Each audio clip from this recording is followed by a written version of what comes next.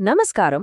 ఈరోజు మనం చూస్తున్న మార్కెట్ల గురించి మాట్లాడుకుందాం. ప్రస్తుతం మార్కెట్లు ఒక పెద్ద యుద్ధంలా తయారయ్యాయి. ఒకవైపు ఏళ్ల తరబడి నమ్మకాన్ని నిలబెట్టుకున్న బంగారం లాంటి సాంప్రదాయ ఆస్తులు, మరోవైపు ఫ్యూచర్ టెక్నాలజీ అని చెప్పుకుంటున్న బిట్కాయిన్ లాంటి డిజిటల్ ఆస్తులు. ఇన్వెస్టర్ల నమ్మకం కోసం ఈ రెండూ గట్టిగా పోటీపడుతున్నాయి. మరి ఈ అనిశ్చిత వాతావరణంలో గెలుపు ఎవరిది? రండి కాస్త లోతుగా చూద్దాం. సరే, ముందుగా మనం ఎదుర్కొంటున్న ఈ సంక్షోభం వెనుక అసలు కారణమేంటో అర్థం చేసుకుందాం. ప్రస్తుతం ఆర్థిక వ్యవస్థ మీద ఒక రకమైన అపనమ్మకం, ఒక నిరాశ అనేవి అలుముకున్నాయి. ఇది ఊరికే మీడియాలో వస్తున్న మాట కాదు. దీని వెనుక ప్రజల నిజమైన అనుభవాలు, కొన్ని నంబర్సున్నాయి. అవేంటో చూద్దాం. ఈ నంబర్ చూడండి, 50.4. ఇదేదో మామూలు అంకె అనుకోకండి. ఇది ఆర్థిక వ్యవస్థ మీద జనాల నమ్మకానికి ఒక మీటర్ లాంటిది. యూనివర్సిటీ ఆఫ్ మిషిగన్ వాళ్ళు ఇచ్చే కన్జ్యూమర్ సెంటిమెంట్ ఇండెక్స్ ఇది. అంటే ప్రజలు వాళ్ల ఆర్థిక భవిష్యత్తు గురించి ఎంత పాజిటివ్గా లేదా నెగటివ్గా ఉన్నారో ఇది చెప్తుందన్నమాట. ప్రస్తుతం ఈ సంఖ్య గత 3 ఏళ్లలోనే అత్యంత తక్కువ స్థాయికి పడిపోయింది. అంతేకాదు, చరిత్రలోనే రికార్డైన అత్యంత దారుణమైన స్థాయికి కొన్ని పాయింట్ల దూరంలోనే ఉంది. ఇది నిజంగా ఒక డేంజర్ బెల్ లాంటిది. అవును, ఇంత తక్కువ సెంటిమెంట్ ఉండటానికి కారణం ప్రజల నిజమైన ఆందోళనలే. ముఖ్యంగా అమెరికా చరిత్రలోనే అత్యంత ఎక్కువ కాలం నడుస్తున్న ప్రభుత్వ షట్డౌన్ వాళ్ల ఆర్థిక భద్రతను గట్టిగా దెబ్బతీస్తోంది. వాళ్ల టెన్షన్ అంతా ఈ నంబర్స్లో మనకు క్లియర్గా కనిపిస్తోంది. పరిస్థితి ఇంకా లోతుగా చూస్తే ఈ ప్రభుత్వ షట్డౌన్, ద్రవ్యోల్బణం భయాలు మార్కెట్లలో ఒక తుఫాన్ను క్రియేట్ చేస్తున్నాయి. ఇన్ఫ్లేషన్, ఉద్యోగాల కల్పన లాంటి కీలకమైన అఫీషియల్ డేటా రిలీజ్ అవ్వడం ఆలస్యం అవుతోంది. దీనివల్ల ఫెడరల్ రిజర్వ్ లాంటి పెద్ద సంస్థలు కూడా చీకటిలో బాణం వేయాల్సిన పరిస్థితి వచ్చింది. ఇది మొత్తం ఎకానమీని ఒక కన్ఫ్యూజన్లో పడేసింది. ఇప్పుడు ఈ జనరల్ మార్కెట్ సెంటిమెంట్ ఇలా ఉంటే, దీనికి అతిపెద్ద రియాక్షన్ ఎక్కడ కనిపించిందంటే బిట్కాయిన్లోనే. పాత సిస్టమ్స్ మీద నమ్మకం పోయినప్పుడు ఆశగా చూసే బిట్కాయిన్ కూడా ఇప్పుడెందుకిలా కుప్పకూల్తోంది? ఇది మనకి ఏం చెప్తోంది? కొద్ది రోజుల క్రితం వరకు సీన్ వేరే ఉంది. బిట్కాయిన్ ఒక అద్భుతం చేసింది.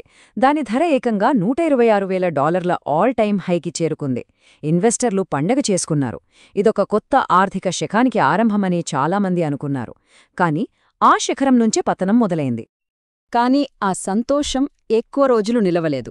ధర దారుణంగా పడిపోయింది.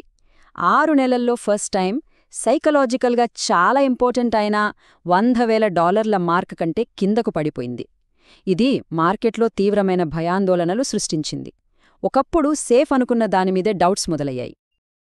ఓవరాల్గా చూసుకుంటే దాని ఆల్ టైమ్ హై నుండి ఏకంగా 20% కరెక్షన్ అన్నమాట. సో ఇక్కడ అసలు ప్రశ్నే ఏంటంటే, ఈ సడన్ క్రాష్కు కారణమేంటి? ఎందుకిలా జరిగింది? దీనికి చాలా కారణాలున్నాయంటున్నారు అనలిస్టులు. ఇదొక చైన్ రియాక్షన్ లాంటిదన్నమాట.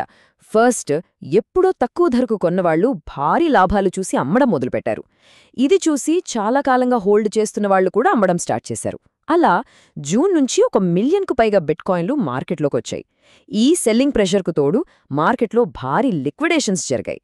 దీంతో ధర కీ సపోర్ట్ లెవెల్స్ను కోల్పోయి పతనం ఇంకా స్పీడ్ అందుకుంది. కొంతమంది అనలిస్టులైతే పరిస్థితి ఇంకా దారుణంగా తయారవ్వొచ్చు అని హెచ్చరిస్తున్నారు.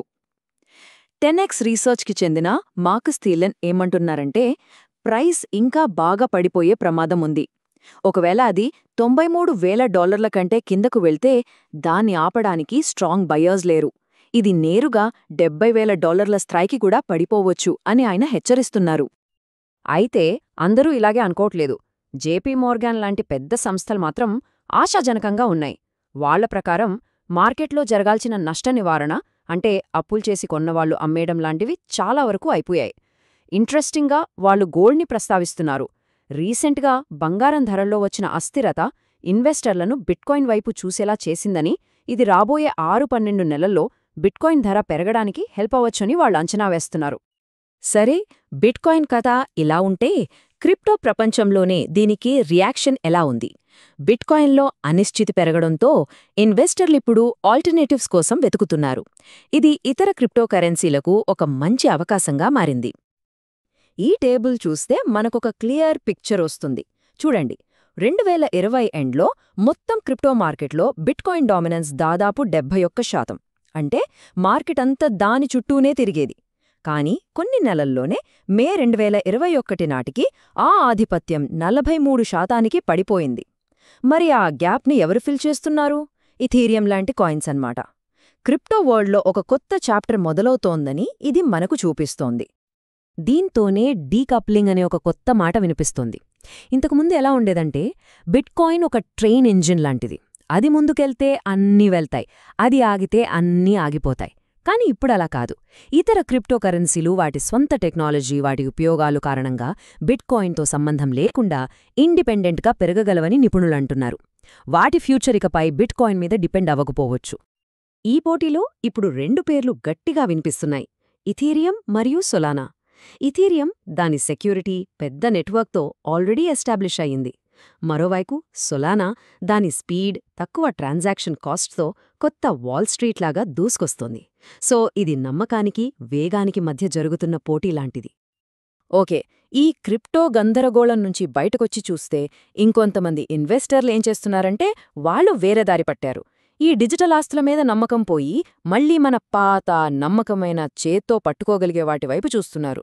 గాల్లో తేలే లాభాల కన్నా నేలమీద ఉండే నిలకడ ముఖ్యం అనుకుంటున్నారు.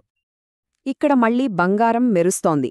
ప్రపంచవ్యాప్తంగా సెంట్రల్ బ్యాంకులు తమ రిజర్వ్స్ పెంచుకోవడానికి పెద్ద ఎత్తున బంగారం కొంటున్నాయి.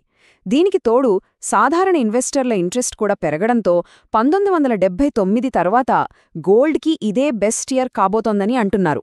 రీసెంట్గా ఆల్ టైమ్ హై నుండి కొంచెం తగ్గినా దాని అట్రాక్షన్ మాత్రం తగ్గలేదు.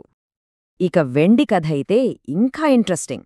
బంగారంలా ఇది కేవలం ఒక సేఫ్ ఇన్వెస్ట్మెంట్ మాత్రమే కాదు, ఇది ఫ్యూచర్కు ఫ్యూయల్ లాంటిది. Artificial intelligence, solar panels, defence ఇండస్ట్రీలో వెండి వాడకం తప్పనిసరి. దీంతో ఇండస్ట్రియల్ డిమాండ్ విపరీతంగా పెరుగుతోంది. కానీ సప్లై మాత్రం లిమిటెడ్గా ఉంది. ఈ గ్యాప్ను గమనించే యుఎస్ గవర్నమెంట్ కూడా దీన్ని స్ట్రాటజిక్గా చాలా ఇంపార్టెంట్ మినరల్గా గుర్తించింది. ఇది వెండికి ఒక కొత్త ప్రాముఖ్యతనిచ్చింది. సరే, ఇప్పటిదాకా మనం బిట్కాయిన్, బంగారం, వెండి ఇలా అన్నింటినీ చూశాం. మరి వీటన్నిటి భవిష్యత్తును డిసైడ్ చేసే అసలైన అంశాలేంటి? నెక్స్ట్ ఏం జరగబోతోంది?